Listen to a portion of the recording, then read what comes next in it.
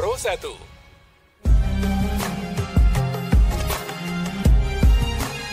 Mutiara Pagi Pro 1.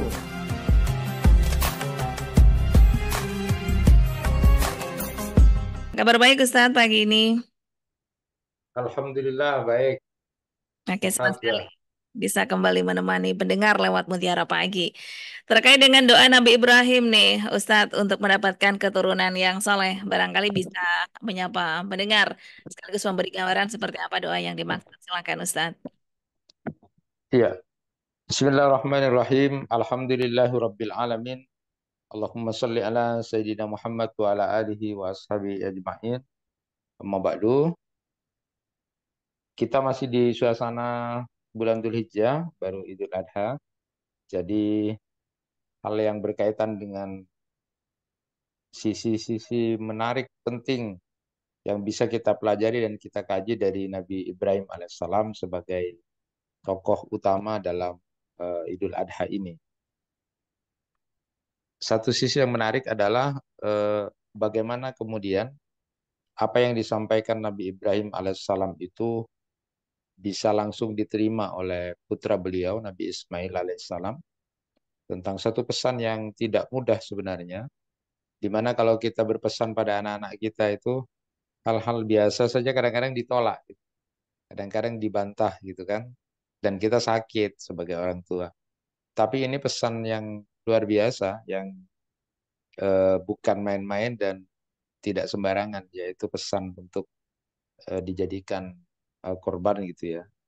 Dan lalu kemudian yang terkenal ayat yang sering kita dengar adalah ketika Nabi Ibrahim alaihissalam mengucapkan qala ya bunayya inni ara fil manam anni adbahuka fandur madza tara. Jadi wahai anakku, sesungguhnya aku melihat dalam mimpi bahwa engkau aku sembelih gitu. Bagaimana pendapat kamu? Nah, lalu kemudian Nabi Ismail dengan menjawab dengan begitu sangat tulus, qala ya abati if'al ma tu'mar satajiduni insyaallah minas sabirin. Wahai bapakku, ya lakukan saja kalau itu perintah dari Allah. Semoga aku termasuk orang-orang yang sabar. Nah, bagaimana pesan itu bisa langsung diterima oleh seorang anak ketika pesan itu sesuatu yang sangat penting, sesuatu yang nggak main-main. Bayangkan kalau kita meminta pada anak kita dengan pesan yang seperti itu, kamu gini, paling kita dianggap gila gitu kan. Atau kita dianggap, arah Pak Arya Bapak kan, arah Pak Ibu. Jadi disitulah letaknya luar biasanya seorang anak menjadi anak yang soleh. Nah, di antara sekian banyak doa-doa Nabi Ibrahim yang diabadikan di dalam Al-Quran, dan itu bisa kita jadikan kajian-kajian menarik ya, karena memang Nabi Ibrahim alaihissalam itu adalah uswah hasanah. Jadi kalau di dalam Al-Quran itu disebut uswah hasanah, kalimat teladan yang baik itu ada dua saja. Disandangkan kepada Nabi Ibrahim alaihissalam, lalu disandangkan kepada Nabi kita Nabi Muhammad SAW. Makanya kalau acara Maulid kita sering membaca ayat Al-Quran, laqad kana lakum fi Rasulillahi uswatun hasanah, gitu kan. Pada diri Nabi itu ada uswah hasanah. Dan uswah hasanah itu ternyata di samping Quran surat Al-Ahzab ayat 21 yang disandangkan kepada Nabi kita Nabi Muhammad, maka lalu di dalam Al-Quran uswah hasanah itu juga disandangkan pada Nabi Ibrahim alaihissalam. Itu di dalam Quran surat Al-Mumtahanah ayat 4 ya, yang kemudian menyebutkan kanat lakum uswah hasanah fi Ibrahim. Jadi pada diri Nabi Ibrahim itu ada uswah hasanah, dan uswah hasanah itu pada dua nabi ini. Makanya kalau bersalawat pun yang diajarkan Nabi itu salawat Ibrahim, yaitu Allahumma salli ala Muhammad wa ala ali Muhammad kama sallaita ala Ibrahim wa ala ali Ibrahim. Nah, itu menjadi menarik di situ. Nabi Ibrahim itu bukan hanya sekedar nabi dan rasul ya, tapi banyak gelar yang disandang oleh Nabi Ibrahim. Di antaranya Khalilullah, kekasihnya Allah. Juga termasuk ulul azmi, salah satu di antara nabi-nabi yang mendapatkan ujian berat dari Allah tapi bisa sabar mengatasi itu. adalah Nabi Ibrahim. Jadi ulul azmi dari 5 nabi itu. Lalu yang ketiga dapat gelar juga Abul Anbiya wal Mursalin, bapaknya para nabi dan rasul. Ini kan luar biasa. Jadi dari keturunan disebut bapaknya para nabi dan rasul, dari keturunan Nabi Ibrahim inilah nanti muncul banyak nabi dan rasul. Jadi dari keturunan Ishak itu nanti Nabi Yakub, Nabi Yusuf dan seterusnya. Lalu dari Nabi Ismail sampai kepada Nabi Muhammad SAW. Betapa luar biasanya seorang nabi yang kemudian disebut sebagai Abul Anbiya wal Mursalin, bapaknya para nabi dan rasul. Jadi inilah rahasia yang penting kita kaji, kita pelajari apa yang dilakukan oleh Nabi Ibrahim itu, kemudian sampai kemudian memiliki banyak keturunan yang soleh-soleh itu. Ya. Nah, di antaranya penghargaan Allah juga kepada Nabi Ibrahim itu juga ada di dalam Al-Quran, surat namanya Ibrahim, itu ayat surat ke-14 itu di dalam Al-Quran juga surat Ibrahim. Nah, ternyata di antara sekian banyak doa-doa Nabi Ibrahim alaihissalam yang diabadikan di dalam Al-Quran yang bisa kita pelajari hal-hal penting doa-doa itu, juga ada 3 doa yang berkaitan dengan permohonan kepada Allah agar memiliki keturunan yang soleh itu. Di pertama adalah di dalam Quran surat As-Saffat ayat 100. Itu doa yang kemudian disampaikan oleh Nabi Ibrahim kepada Allah. Jadi Quran surat As-Saffat ayat 100 itu berdoa Rabbi habli minas salihin. Ya, jadi memohon kepada Allah agar dikaruniai, dianugerahi anak yang soleh. Jadi ini juga bisa menjadi doa kita ya. Doa yang tidak boleh kita berhenti mendoakan anak-anak kita, karena seperti yang kemudian juga di ayat yang lain yang berbicara tentang Nabi Zakaria yang tidak pernah berhenti berdoa, tidak pernah kecewa berdoa kepada Allah, maka kita pun begitu. Jadi sebatas mungkin melihat anak kita sementara ini masih belum kelihatan baktinya yang luar biasa, atau kemudian mungkin masih ada sedikit-sedikit begitu-begitu gitu kan. Tapi tidak boleh kita berhenti untuk berdoa. Makanya doa Nabi Ibrahim alaihissalam ini juga sehingga kemudian pada akhirnya melahirkan banyak keturunan yang soleh itu juga harus kita tiru. Di antaranya adalah Rabbi habli minas salihin. Itu Quran surat As-Saffat ayat 100. Lalu di Quran surat Ibrahim ayat 35 ya, yang kemudian berdoa kepada Allah Subhanahu wa taala, eh, Rabbi'al hadzal balada amina wajnubni wa baniya an na'budal asnam. Ini juga doa yang beliau sampaikan kepada Allah, memohon agar Mekah itu menjadi negeri yang aman. Lalu kemudian berikutnya di samping doa itu beliau berdoa agar agar dirinya Nabi Ibrahim alaihissalam dan keturunannya jangan sekali-kali kemudian menyembah berhala. Nah, jadi kalau sekarang itu bahasanya keturunannya tidak menyembah berhala itu, ya tidak menyembah hal-hal dunia-dunia yang kemudian akan membuat lupa diri. Ya, diibaratkan berhala itu tidak hanya sekedar patung-patung, sesuatu yang menjadi sesembahan, tetapi sesuatu yang besar yang bisa mengalahkan tujuan maksud kita kepada Allah itu. Mudah-mudahan anak keturunannya tidak sampai begitu.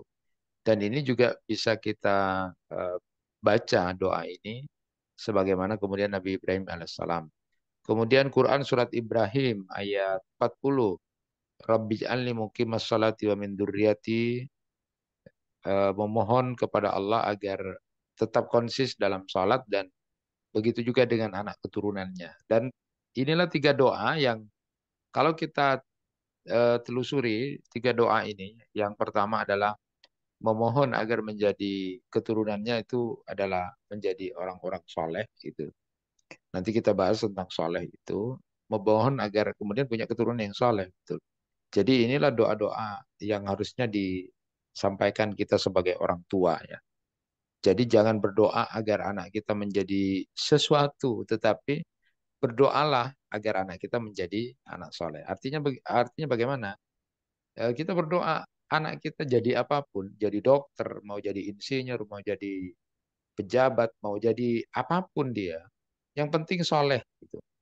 Jadi jangan hanya ansih berdoa, ya Allah, anak saya jadikan dokter gitu kan. Tanpa kita menganggap berasumsi bahwa ketika jadi dokter dia sudah ekonominya mapan, kaya, dihormati orang, dibutuhkan orang, seolah-olah udah keren gitu kan. Padahal bukan itu. Atau kemudian jadikan dia pejabat, jadikan dia artis, jadikan segala macam. Enggak. Tapi jadi apapun anak kita, tapi tetap dalam kondisi soleh. Itu yang sebenarnya yang harusnya kita doakan kepada Allah Subhanahu Wa Taala. Jangan pernak-pernik berdoa untuk anak kita pada satu keinginan tertentu. Tetapi adalah keinginan kita, jadi apapun anak kita tetap berdoa agar dia berada dalam kesolehan. Ya. Karena soleh itu sendiri adalah orang yang nanti akan bisa bersama para nabi dan rasul itu di surga itu adalah salah satunya adalah orang-orang soleh. Dan orang soleh itu adalah orang yang menjalani ketaatan ajaran agamanya dan dia menjauhi dosa-dosa besar. Misalnya itu dalam pemahaman satu ulama. Ada juga yang mengartikan bahwa anak soleh itu adalah anak yang keturunan orang beriman dan dia tetap istiqomah dalam keimanannya itu. Nah, eh, doa yang kedua itu adalah memang secara umum memohon kepada Allah agar keturunannya jangan sampai kemudian berada dalam posisi yang menuhankan selain Allah. Jadi kalau dalam bahasa kita itu menuhankan itu kan membesarkan dunia, membesarkan jabatannya, membesarkan sesuatu yang selain Allah. Dan ini sederhana misalnya. Kita sering misalnya mencoba memberikan gambaran kalau kita diuji oleh Allah Subhanahu wa taala, ada azan yang berkumandang sementara kita harus harus ada bisnis gitu kan.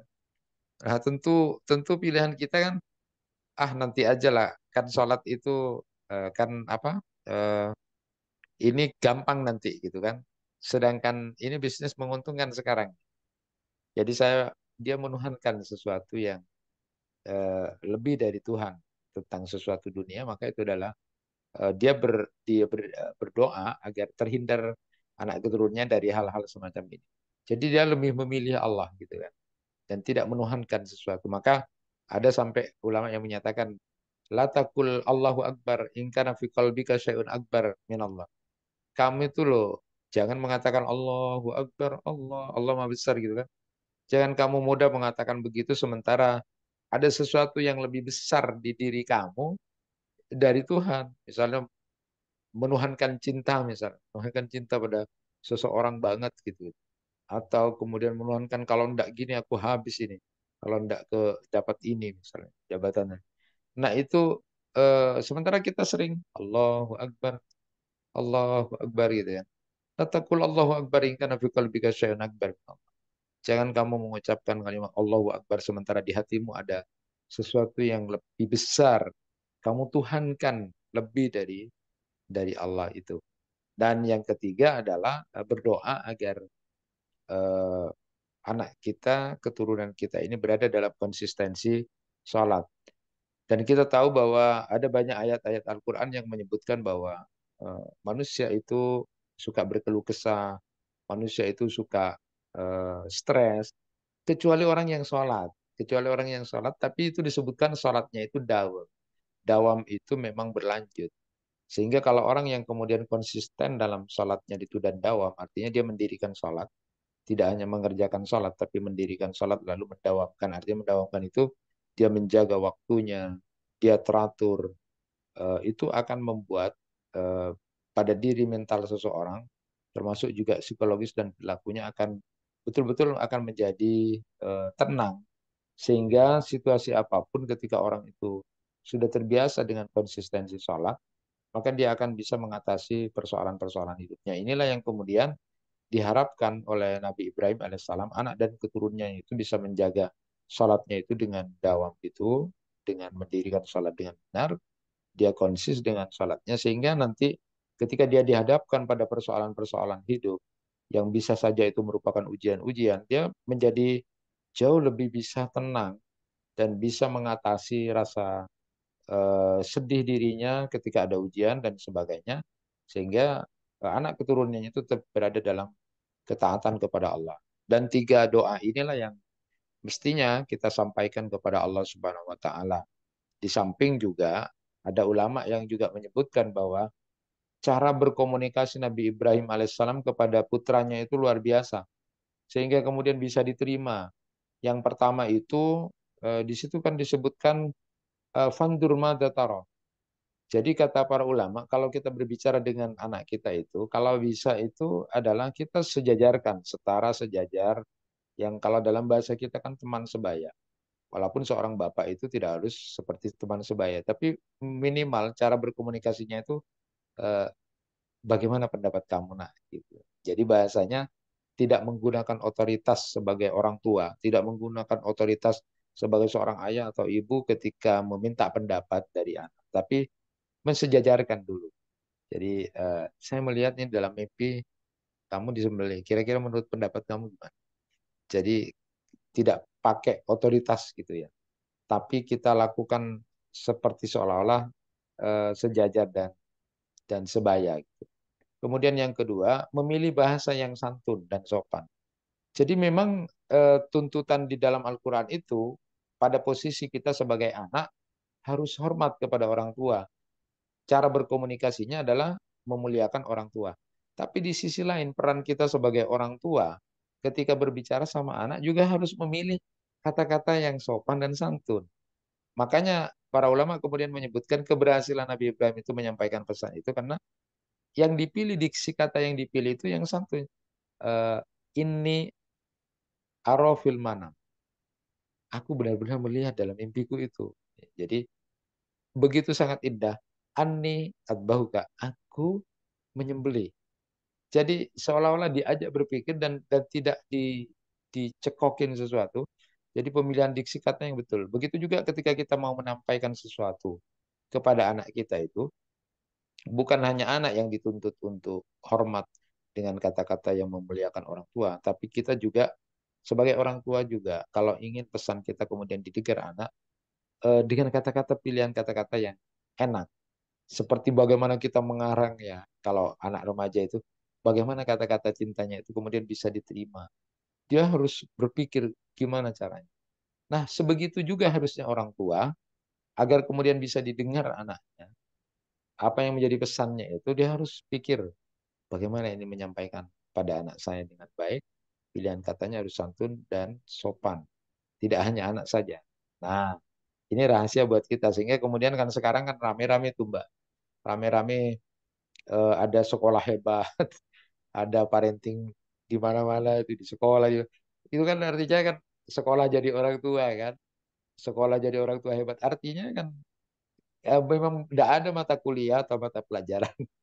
Jadi Bapak Ibu yang baik. Dan kita sebenarnya kan sekarang rame-rame itu. Harusnya kan itu sudah dimulai dari awal. Kalau kalau kita kan Sekolahnya di rumah mensekolahkan ya, anak. Ustaz.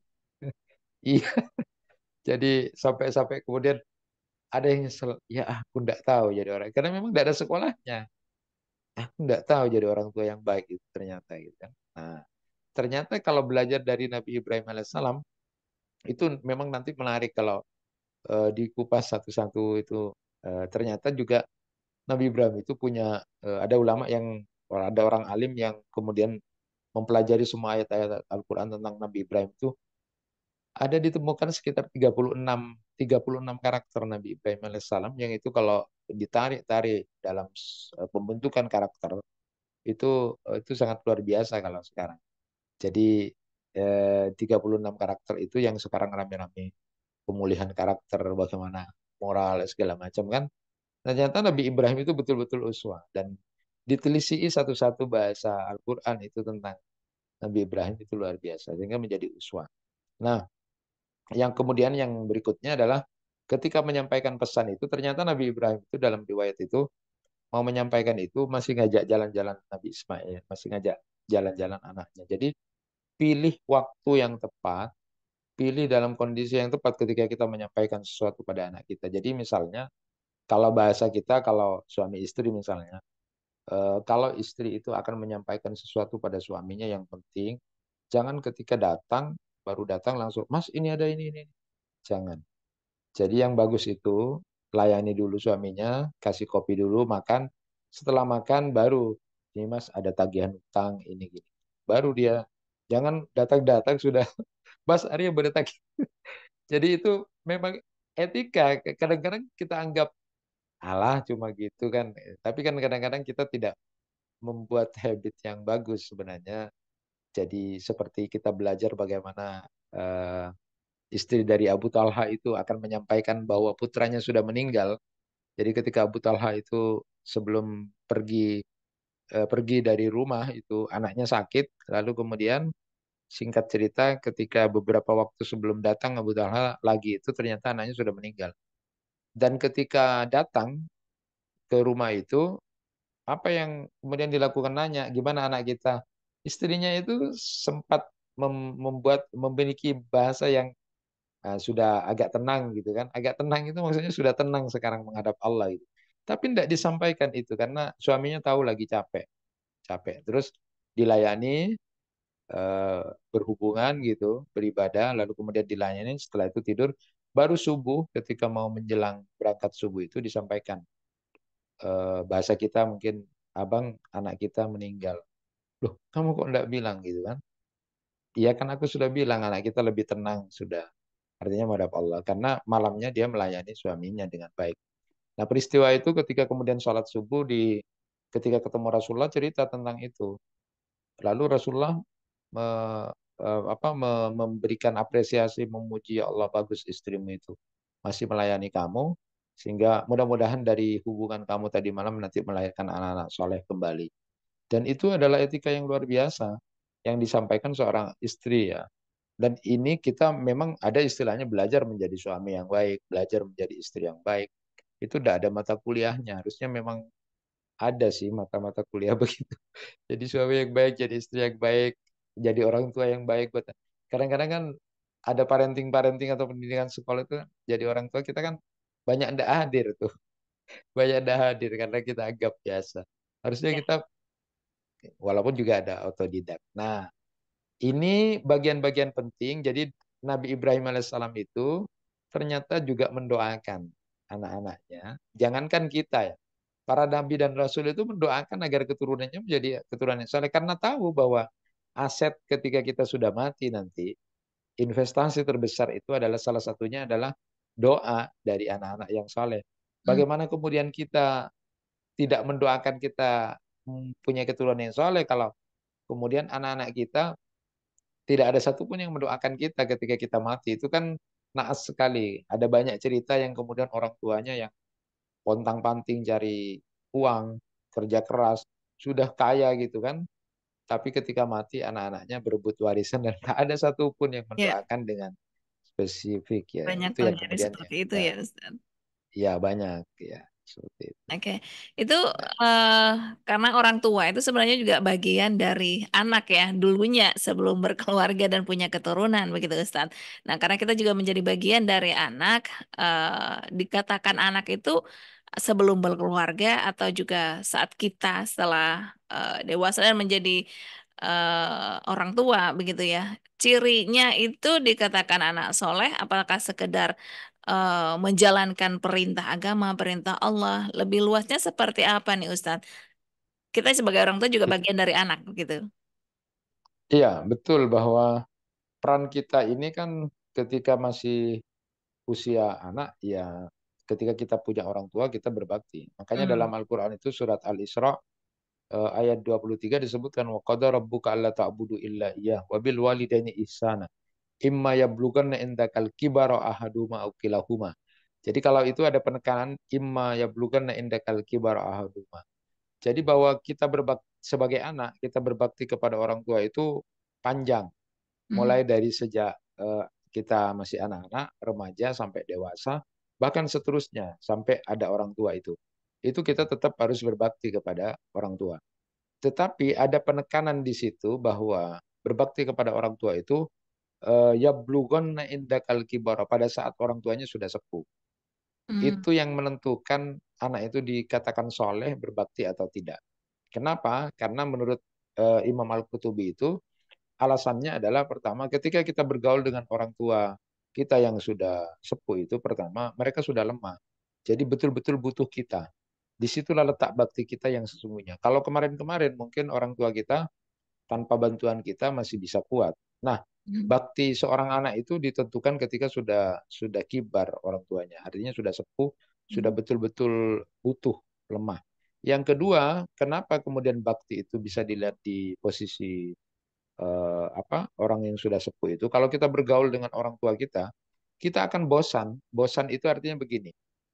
Omongan-omongan orang tua itu, bapak atau ibu yang sudah sepuh itu kadang-kadang kita remehkan karena kita anggap kita tahu bahwa seperti kembali seperti anak-anak, tapi kadang-kadang kita tidak punya perasaan mengatakan, iya cak reng mbak nalabo pada benak kana, mbak napa pada benak. Jadi kata-katanya itu kan nyakitin itu. Kita Iya. tahu bahwa ilmunya begitu, tapi tidak usah disampaikan.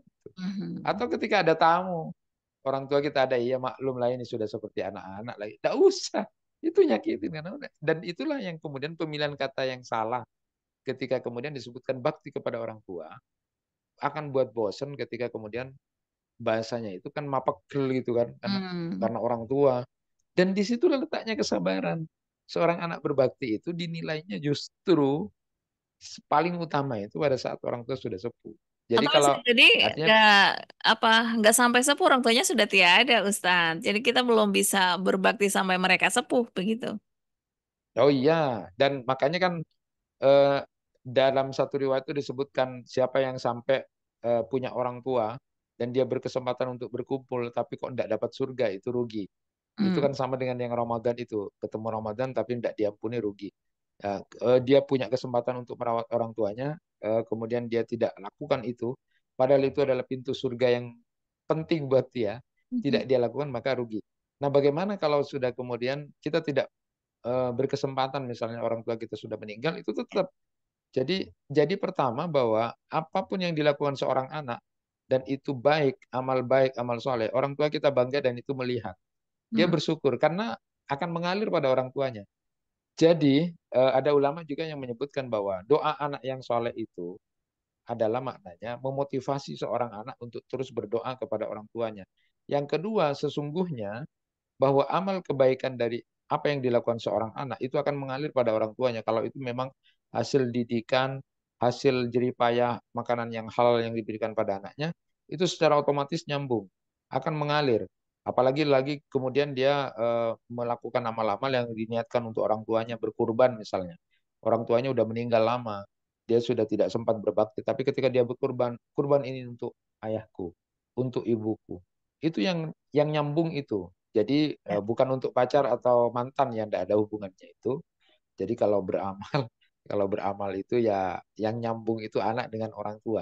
Makanya Oke. dalam ayat-ayat Al-Quran maupun hadis itu nanti yang menyelamatkan dari tameng neraka itu salah satunya adalah kesabaran seorang tua ketika anaknya meninggal. Jadi yang ada kaitannya itu adalah anak dengan orang tua. Ya. Ada orang yang tua yang diangkat derajatnya di surga itu adalah karena doa-doa anaknya itu. Loh, kok saya kok diangkat lagi ya Allah ke yang lebih bagus? Itu karena doa-doa anak. Kok saya diampuni padahal itu karena istighfar yang dibacakan oleh anak kamu. Hmm. Kalau yang lain enggak nyambung gitu ya. Kalau orang lain boleh. Hanya itu kemudian tergantung sama-sama mukmin, sama-sama soleh yang kemudian nyambung. Tetapi Ya. secara umum kaitannya dengan anak dan orang tua ini boleh diniatkan untuk orang tua kalau kita belum sempat membaktikan diri pada orang tua yang sudah meninggal. Baik. Ada pendengar yang ingin bergabung, Ustadz? Saya terima dulu. Assalamualaikum. Di 662317 saya buka kesempatan ataupun di 665396. Assalamualaikum. Waalaikumsalam warahmatullahi wabarakatuh. Ya, dengan siapa di mana, Bapak? Dengan Riki Anggara di Kelukur. Ya, silakan Mas Riki. Assalamualaikum warahmatullahi wabarakatuh, Pak Ustadz. Waalaikumsalam warahmatullahi wabarakatuh. Iya Mas Riki. Ini pertanyaannya. Saya dengar dari ceramah itu, dari para ulama, itu kalau tidak meminta apapun dari doa itu, katanya dia sombong seakan-akan apa me- menganut apa tidak menghargai dirinya sebagai hamba Allah.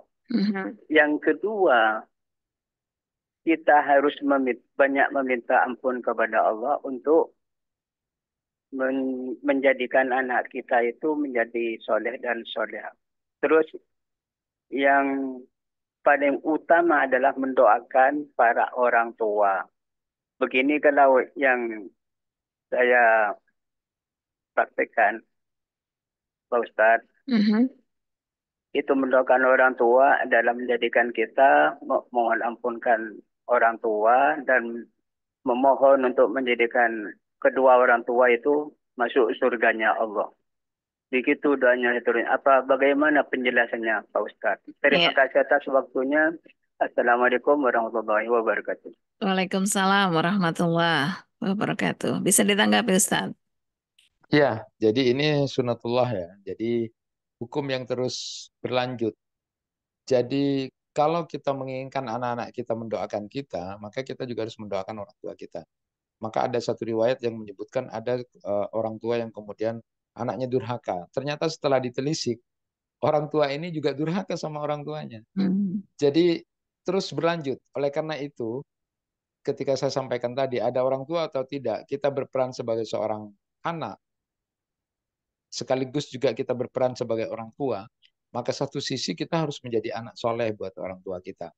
Sehingga kemudian ada ulama yang menyebutkan orang yang mendoakan orang tuanya setiap habis sholat fardu itu 10 kali bahkan Rabbi firli wali wali itu masih durhaka katanya. Ketika ada orang yang gimana ini ulama Syekh ini kok mengatakan durhaka, padahal sudah didoakan. Ketika itu datangi rumahnya Syekh itu ditanya, coba kamu bacakan 10 kali. Dia berdoa setelah itu, kamu capek ya? Enggak katanya. Itu kamu 10 kali saja mendoakan kamu tidak capek. Orang tuamu itu cari uang sampai mendewasakan kamu itu capek. Kamu terus tidak mau berbakti. Justru orang itu yang bertanya pada saya itu akhirnya justru sadar. Jadi selama ini kita ini kadang-kadang tidak mendoakan orang tua. Jadi sekali saja Rabbi Fili habis sholat itu kadang-kadang sudah merasa sering mendoakan orang tua padahal satu kali. Katanya saya itu kamu itu orang tuanya berpayah-payah sehingga kemudian dia lebih lebih ketika dia sudah berbakti kepada orang tuanya, baik yang sudah meninggal maupun yang masih ada dia rawat, maka nanti dia anak-anaknya juga akan begitu. Karena anaknya itu mememori. Jadi kalau selama ini mungkin kita ada sesuatu dari anak-anak kita, jangan-jangan juga mungkin kita juga pernah berperilaku yang sama pada orang tua kita, yang cuek mungkin sama orang tua. Jadi kalau anak kita sementara begitu juga seperti itu. Walaupun memang banyak faktor yang kemudian harus dilakukan. Seperti para ulama menyebutkan satu, kasih makanan yang halal. Kedua, beri kasih sayang. Mungkin kita mengatakan kita sudah kasih sayang luar biasa, tapi kita tidak memberi contoh karena kasih sayang itu adalah salah satunya adalah keteladanan. Dan yang ketiga adalah beri dia air mata. Beri dia air mata itu artinya di sepertiga malam itu kita tangisi dia, kita rayu Allah, ya Allah jadikan dia Rabbi habli minas salihin, Rabbi ij'alni muqimas, sambil kita cium keningnya, anak ini pada titik tertentu dia bisa berubah. Jadi walaupun sekarang jalannya masih belum, kadang-kadang kan banyak orang mengatakan begini kan. Kita ketemu orang, aku nyesel Ustaz dulu waktu bapak ibuku sambil nangis. Tapi sekarang saya sudah mendoakan orang tua. Dan itu sebenarnya adalah doa-doa orang tuanya yang sudah meninggal itu. Walaupun memang kesadarannya muncul ketika sudah Iya, ada. kehilangan orang tuanya atau sudah orang tuanya tidak ada. Dan itu adalah bagian keberhasilan dari doa-doa kita. Nah, doa-doa kita itu memang tadi itu sudah disebutkan bahwa memang kita ini kan fakir. Menunjukkan bahwa kita seorang hamba, ya harus berdoa itu. Jadi ada orang yang kemudian pandangannya yang lain. Kita malu minta-minta sama Allah, tidak usah berdoa gitu kan. Kita sudah banyak nikmat. Ada yang berpandangan begitu. Tapi ada orang yang berpandangan juga. Kalau menurut ayat-ayat Al-Quran kan ada perintah. Mintalah kamu kepada Allah. Itu kan menunjukkan bahwa kita ini hamba. Tapi kalau kita kemudian tadi niatnya tidak meminta kepada Allah karena malu, boleh saja itu. Tapi kalau tidak minta kepada Allah karena kita, itu ikhtiarku, ini apa kata aku, maka itu adalah kesombongan. Iya. Jadi bedakan antara tidak berdoa karena kesombongan dan karena dia malu sama Allah karena sudah nikmatnya banyak. Jadi Allah akan beri apa yang kita butuhkan. Gitu. Oke, bukan apa yang kita inginkan ya Ustaz. Pro 1.